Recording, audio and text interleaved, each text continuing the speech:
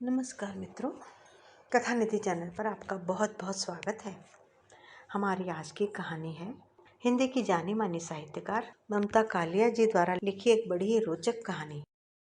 शीर्षक है परदेसी। तो चलिए कहानी शुरू करते हैं। अजब परिवार है हमारा। 3 भाई बहन 3 देशों में बसे हैं। सब एक दूसरे के लिए तरसते रहते हैं तो एक दूसरे को लंबे लंबे फ़ोन कर लेते हैं, प्यार भरे कार्ड भेजते हैं, अगले साल मिलने का वादा करते हैं। कुछ दिनों को जी ठहर जाता है। पहले सब इकट्ठे रहते थे। लखपत कोट का वह बड़ा मकान भी छोटा पड़ जाता। वहीं शादी हुई थी, वहीं नौकरी लगी। बड़े भाई केंद्रीय विद्यालय में शिक्षक नियुक्त हुए। बहन ट्रेनिंग कॉलेज में प्रशिक्षक, नीरज कपूरथला कॉलेज में लेक्चरर हो गया। भाई अखबारों का गहन अध्ययन करते थे। अमरजीत अखबार की तरफ ताकती भी नहीं थी। नीरज कॉलेज जाकर कई अखबारों की सुर्खियां देख लेता। उसके दिलचस्पी का क्षेत्र साहित्य था। उन्हीं दिनों भाई को कनाडा जाने का रास्ता नजर आया। अखबारों में वहाँ स्कूलों के लिए दर्जनों पद निकले थे। भाई भाभी ने 4 फॉर्म मंगा लिए। घर में बड़ा वावेला मचा। बाबूजी और बीजी ने कहा, दोनों भाई इकट्ठे चले जाओगे, हम किसके सहारे जिएंगे? भाई ने कहा, अमरजीत है, पंकज है और आपकी सारी कबीलदारी यही है। बेटों का हाथ लगे बिना तो सरक भी नहीं मिलता। कहते हुए बीजी रोने लगी। भाई बोले, हम वहां जाकर जम जाए तो आप दोनों को भी बुला लेंगे, बल्कि अमरो और पंकज को भी वही काम दिला देंगे। शाम को नीरद कपूरथला से लौटा तो बीजी ने उससे कहा, तू तो बड़ा मीसना निकला, अपने आप बाहर जाने का प्रोग्राम बना लिया, घुन्ना कहीं का। नीरद हक्का बक्का। सारी बात जानते ही वह भड़क गया। मेरे लिए फैसला लेने का हक किसी को नहीं है, चाहे कनाडा हो चाहे टिम्बकटू, मैं कहीं नहीं जाऊंगा। भाई ने समझाया, यहाँ से 40 गुनी तनख्वाह मिलेगी, घर का सारा दलिद्र धुल जाएगा। आप धो अपना दलिद्र, मेरा फार्म कोई जमा ना करे। बेवकूफ़, तू भरकर दस्तखत करेगा तभी जमा होगा फार्म। कहाँ है फार्म? लाओ मैं फाड़ दूँ। नीरद उठ गया। अमरजीत ने फार्म बीच में लपक लिया। पंकज भी उस दिन वहीं आया हुआ था। तुम्हें नहीं जाना तो हमें दे दो, हम भी निकल कर देखें इस नरक से। नीरज उलझ पड़ा। किसे नरक कह रही हो? इस घर को या उस घर को या अपनी नौकरियों को? हद है, जरा सी सेंध क्या मिली तुम्हें यहाँ नरक दिखाई देने लगा? क्या है यहाँ पर? सारे दिन मेहनत करो, गिने गिनाए रुपए हाथ आते हैं। 4 ट्यूशन ना करे तो घर का खर्चा नहीं चलता। आए दिन लूट खसोट का आतंक अलग। जा बच्चा, तू भी गोरों का देश देख ले, भौजी ने कहा। इस तरह एक एक करके वे चारों चले गए। हम भी बहुत दिन पंजाब नहीं रह पाए। नीरज को इलाहाबाद यूनिवर्सिटी में नौकरी मिल गई और हम सब इलाहाबादी बन गए। इस बीच बच्चे छोटे से बड़े हो गए। भाई की 3 बेटियां और अमरों के चीनू मिनू हमारे ताक पर फोटोग्राफ बनकर रखे रहे। उनके बारे में खबरें मिलती रही कि सैंडी बहुत अच्छा पियानो बजाती है और नीता ने सोशल वर्क में ग्रेजुएशन किया है और साधना की शादी वहीं के एक अमीर बाशिंदे से तय हो गई है। हमारी स्मृतियों में तो अभी भी वे बच्चियां ही थी जो यहाँ से जाते वक्त रो रही थी और कहती थी, हमें नहीं जाना इतनी दूर, हम वापस आ जाएंगे। इस बार भाभी ने फ़ोन पर कहा, भावना, हमारा बहुत अच्छा दोस्त रिचर्ड भारत जा रहा है। 1 हफ्ते राजस्थान घूमकर वह इलाहाबाद पहुंचेगा। 1 हफ्ते वह वहाँ रहेगा। उसके आराम का पूरा ध्यान रखना। घर की सफाई कर लेना, कहीं भी गंदगी मच्छर छिपकली न दिखने पाए। रिचर्ड डॉक्टर है, तुम्हारे भाई उसे साथ लेकर आते पर उन्हें अभी छुट्टी नहीं मिल रही है। हमें तुम पर भरोसा है, जैसे हमारे आने पर मेहमान नवाजी करते हो वैसी करना। इस फ़ोन के बाद काम के तामझाम में मैं बस चक्कर गिरनी हो गई थी। एक नज़र घर पर डाली, दूसरी परिवार पर। लगा दोनों गड़बड़े। घर तो बिल्कुल अजायब घर बना हुआ था। खाने के कमरे में बीजी का तख्त बिछा हुआ था। ड्राइंग रूम का पलस्तर उखड़ा पड़ा था। अंदर बच्चों ने अपने कमरे को कंप्यूटर रूम बना रखा था। पढ़ने वाले कमरे में कपड़े बिखरे रहते थे। ड्रेसिंग टेबल सीढ़ियों पर रखी थी और रसोई इतनी घिचपिच थी कि खुद मुझे ही उसमें सामान ढूंढने में गश आ जाता। छोटे से आयतन में बना यह फ्लैट ऐसा था कि इसमें मोहब्बत या मजबूरी के अलावा साथ रहने का कोई औचित्य नहीं था। मैंने बच्चों से कहा, देखो ताई जी के मेहमान 3 दिन बाद आ रहे हैं, तुम अपना कमरा साफ कर लो, बगल वाले कमरे में उन्हें ठहराएंगे, वे तुम्हारा कमरा देखकर क्या सोचेंगे। बच्चों ने कोई ध्यान ही नहीं दिया। दूसरी बार टोकने पर मन्नू अपने कमरे में पड़ी सारी किताबें, सीडी और तौलिए हमारे कमरे में पटक आया। मैं घर भर का कबाड़ पड़छत्ती पर डालती, अलमारी के ऊपर चिनती, पौधों को छांटती, पगलाई सी डोलती रही। नीरज ने कहा, क्यों परेशान होती हो, जैसा घर है वैसा ही रहने दो, अगर उसे यहाँ तकलीफ होगी तो अपने आप होटल में चला जाएगा। मेरे लिए यह तर्क ग्राह्य नहीं था। वह क्या सोचेगा कि पढ़ी लिखी लड़कियां हिंदुस्तान में ऐसे घर चलाती हैं और भाभी अलग खफा होंगी। सो 3 दिन के घनघोर परिश्रम से मैंने अध्ययन कक्ष में रद्दोबदल करके उसे अतिथि कक्ष में तब्दील कर दिया। चुन चुन कर घर की सभी नायाब चीज़ें वहां पहुंचा दी गई। बिस्तर पर 4 इंच का फोम का गद्दा, दीवारों पर पिकासो और विंची की बनाई हुई तस्वीरों के फोटो प्रिंट, नया टर्किश तौलिया, विदेशी बाथरूम स्लीपर्स, नया जग और एक अदद फ्रिज भी कमरे के बाहर वाली जगह में रखवा दिया। अन्नू ने इतनी तैयारी देखकर कहा, वाह मम्मी, यह कमरा तो बिल्कुल विदेशी लग रहा है, बस एक मेम की कसर है यहाँ पर। मैं बोली, अन्नू प्लीज़, तुम अपना म्यूजिक सिस्टम इस कमरे में लगा दो, अगले हफ्ते तक की बात है। आश्चर्य की बात कि बिना हुज्जत के दोनों बच्चों ने अपना जान से प्यारा म्यूजिक सिस्टम अतिथि कक्ष में फिट कर दिया। मैंने चुन चुन कर बाक, बिथोवेन, मोज़ार्ट के कैसेट टेबल पर रखे। बच्चे बोले, हम थोड़ा पॉप भी रख देते हैं, नहीं तो उसका हाजमा खराब हो जाएगा।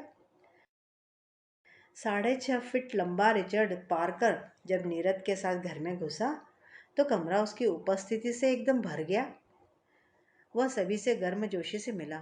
बीजी को उसने हाथ जोड़कर कहा, नमस्ते।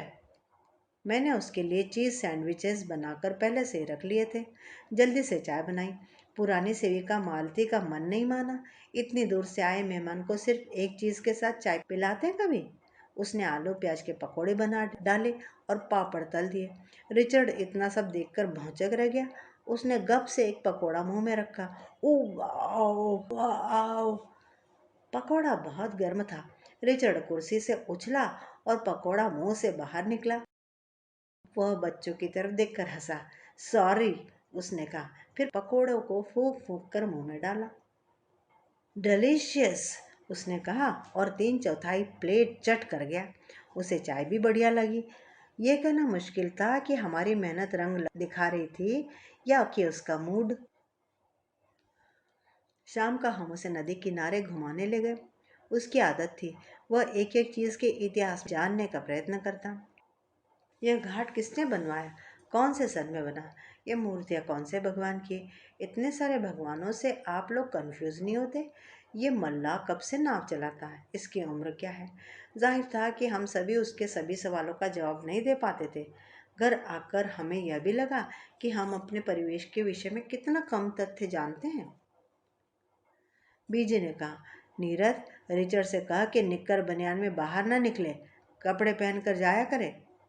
पर रिचर्ड को बहुत गर्मी लग रही थी। वह कनाडा के एल्बर्टा इलाके से आया था, जहाँ तापमान हिमांक से कई डिग्री नीचे रहता है। अंग्रेजी जानते हुए भी उसका लहजा समझने में हमें थोड़ी दिक्कत होती थी।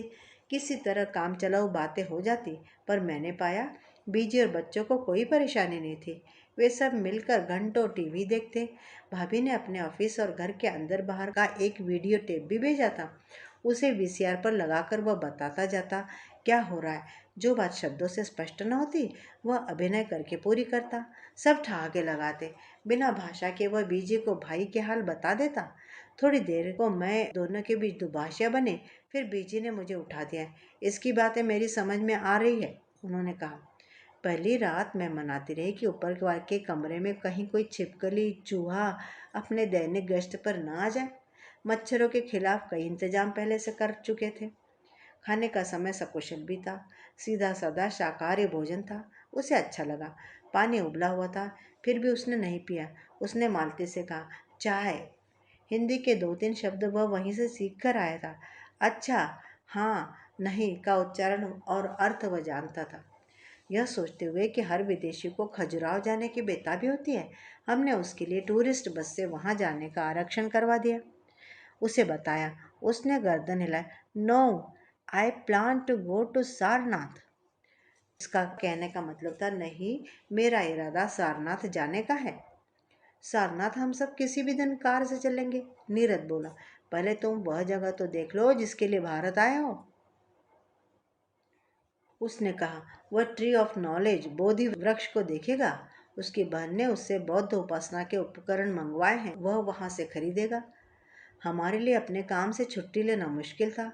उसने कहा, मैं अकेले चला जाऊंगा, आप मुझे गाड़ी में बिठा दें। अच्छे मेजबान की तरह हमने कहा, अभी जल्दी क्या है, आए हो तो 2-4 दिन रह लो। उसने अपनी डायरी दिखाई जिसमें उसके 1 महीने के प्रवास का पूरा टाइम टेबल बना हुआ था। अनजान जगह में अकेले जाते तुम्हें डर नहीं लगता? मैंने पूछा। क्या आपको मुझसे डर लगा? नहीं ना, फिर मैं आपसे कैसे डर सकता हूँ? इंसान तो हर जगह एक सा है। पर तुम्हारे पास हमारी भाषा नहीं है, अपनी ज़रूरत कैसे बताते हो? काम चल जाता है। देखो, नीरज बोले, इस देश में जितने अच्छे लोग हैं उतने बुरे भी। कोई दुश्मन जैसा मिल गया तब। मुझे आपके भाई ने बताया था कि भारत में पानी के सिवा तुम्हारा कोई दुश्मन नहीं होगा, रिचर्ड ने हंसते हुए कहा। खजुराहो का आरक्षण आखिर रद्द करवा दिया गया। अगले 2 दिन का समय उसने ज्यादातर घर में बिताया। दोपहर में वह आनंद भवन देखकर आया। रात के खाने पर हम सब इकट्ठा बैठकर बातें करते रहे। परिचय का प्रथम संकोच टूट जाने के बाद में अन्नू मन्नू अपनी पुरानी बुलंदी पर थे। मन्नू ने पानी अपने गिलास में डालने के चक्कर में मेज पर फैला दिया। मैं परेशान हो उठी। कितनी बार कहा है तुम दोनों छोटी मेज पर खाना खाया करो। मैंने भनभनाते हुए झाड़न की तलाश की, जो नहीं मिला। तुम्हें कान रस पड़ा हुआ है? बड़ों के बीच में घुसकर बैठना क्या बच्चों को शोभा देता है? मैं और भी बोलती, दिन भर की भड़ास निकालने को थी। वैसे भी परिवार का ख्याल है कि डांटते हुए मुझे नशा चढ़ जाता है। गुस्से में मैं जन्म जन्म की गलतियां गिनाने लगती हूँ। दुखी होकर मन्नू ने खाना ही छोड़ दिया। रिचर्ड ने इसरार किया। मन्नू, मैं तुम्हारा दोस्त हूँ, मेरे कहने से खा लो प्लीज। हमें भूख नहीं है, उसने कहा।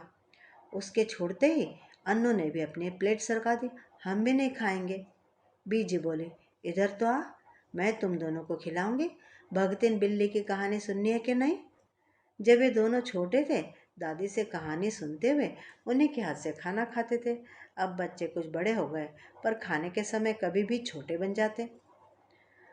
दोनों के मुंह फूले रहे। बीजी ने कहा, जो मेरे पास पहले आएगा उसे 1 रुपया मिलेगा। दोनों दादी के तख्त पर एक साथ उछल कर चढ़े। मालती ने नई प्लेट में खाना लगाकर बीजी को दिया। बीजी ने दोनों को बातों में ऐसा लगाया कि वे सारी रोटियां चट कर गए। मेरा मूड अभी भी उखड़ा हुआ था। हमारे घर में 2 दिन भी सभ्यता से रहना दूभर है। बच्चों को अक्ल सिखाओ तो बड़े बोलने लगते हैं। इसीलिए शायद रिचर्ड यहाँ से जल्दी जा रहा है। रिचर्ड ने भोजन के बाद चाय पीते हुए हम दोनों से कहा, आपकी मेहमान नवाजी को मैं कभी भुला नहीं पाऊंगा। आपके परिवार में मुझे बहुत अपनापन मिला है और यहाँ की गड़बड़ियाँ भी कभी नहीं भुला पाओगे। मैंने कहा, जिन्हें आप गड़बड़ियाँ कह रही हैं उनके लिए हमारे देश में तरसते हैं लोग। कहाँ मिलता है घर परिवार की गर्मी? मुझे देखिए, 12 साल की उम्र से अकेला हूँ। माँ बाप का तलाक हो गया। पहले माँ के साथ रहा, 2 साल बाद उसने दूसरी शादी कर ली। फिर पिता के साथ रहा, उसके साल भर बाद पिता ने भी शादी कर ली। मेरे लिए कहीं जगह ही नहीं बची थी। अब तो आप वयस्क हैं, पर कितना अकेला। एक बात बताऊं, वहाँ एल्बर्टा में हम सब अकेले हैं, द्वीप की तरह। आपके भाई कभी कभी कहते हैं कि नीरज ने ठीक किया जो परदेश नहीं आया। नीरज को अपने पर नाज हुआ। बोला, रिचर्ड, मैं तो तभी जानता था कि रोटी के लिए कोई अपनी मिट्टी नहीं छोड़ता। मेरा तो लिखने पढ़ने का काम है। शोहरत बदनामी जो मिलनी है यही मिले। 7 समुंदर पार चला गया तो कौन सुनेगा मेरी आवाज़? मेरे शब्दों में से सारी खुशबू ही निकल जाएगी। राइट, रिचर्ड ने कहा, तुम्हारे भाई को उसका एहसास है। आपके घर में अभी डिनर के समय 3 जनरेशन एक साथ खाना खा रही थी। अरे दुर्लभ सुख है यह। ऐसा दृश्य देखे मुझे बरसों हो गए कि बच्चों के माँ बाप अपने माँ बाप के सामने आज्ञाकारी बच्चे बन जाए। 3 पीढ़ियाँ एक छत के नीचे, एक कमरे में प्रेम से बैठी है, कहीं कोई तनाव नहीं। आपके बच्चों को एक नॉर्मल लड़कपन मिल रहा है, बहुत बड़ी बात है यह। इसे कभी कम करके मत देखिएगा। रिचर्ड सुबह बनारस चला गया, पर मुझे जीवन भर के लिए शिक्षित कर गया। वह अलमस्त परदेसी सिर्फ सैलानी नहीं था। तो मित्रों, अभी आप सुन रहे थे एक रोचक और मस्ती से भरी कहानी परदेसी, जानी मानी साहित्यकार ममता कालिया द्वारा लिखी हुई। आपको कहानी कैसे लगी? मुझे पूरी उम्मीद है कि आपको कहानी बड़ी पसंद आई होगी। कमेंट करके बताइएगा ज़रूर। और चैनल पर नए हैं तो चैनल को सब्सक्राइब भी ज़रूर कर लीजिएगा। मिलती हूँ जल्दी ही एक और बढ़िया सी कहानी के साथ। तब तक विदा। आपका दिन शुभ हो।